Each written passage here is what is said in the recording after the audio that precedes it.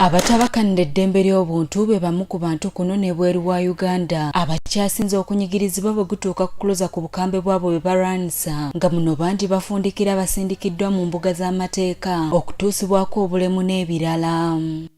Wabula ekyennyamiza kwe kuba nti abamu ku bano olw'embeera eziba zitali zimu balwawo okuvvuunuka bino era abanguyira be baate abalina ekitone mu kubissa mu buwandiike.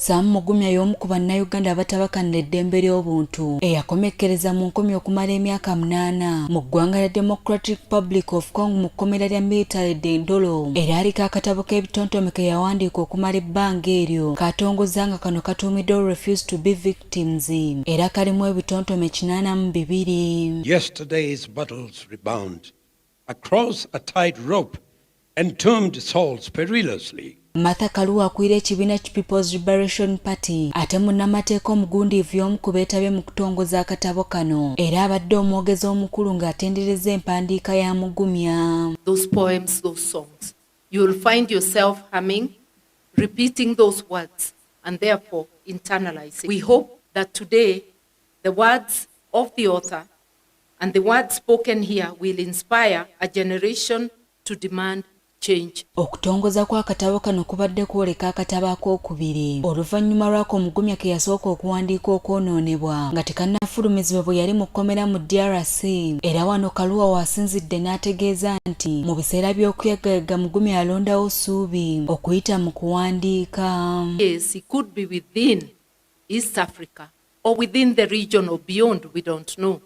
These words ring true to everybody who is in the circumstances that we find ourselves in. Mugumya yeetabye ku mukolo guno okuyita mu nkola ya Zoom okusinziira mu kifo ekitaatuukiriziddwa olw'ebyokwerinda bye olugero lw'okunyigirizibwa kwa zaafuna mu gavumenti ya Uganda n'eya DRC takumala malojja. Because of the noise, because of the, people coming out to demand to know why I was being detained, the Museveni regime reached an agreement with the Kabila regime that I should be detained in Kinshasa. Agamba afubye okulemera ku mazima mu mbeera yonna era akkiriza nti enkyukakyuka si yakuva mu bakungu wabula abantu ba bulijjo. I was incarcerated for 8 years in a military jail in Ndolo in the DRC in Kinshasa.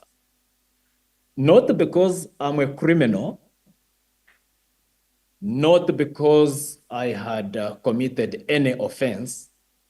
My only offense was taking a firm stand against tyranny. My journey has been a journey of speaking truth to power, no matter the cost. Stephen Scott Senkulu w'ekibiina ki FNF atangaazizza ku bukulu bw'obuyiiya mu kuzibula amaaso g'abannansi okuleetawo enjawulo okuba mu kutugukubaganya ebirowoozo ku birina okutambulibwako n'eddembe. Artists often have a special sensitivity for social developments.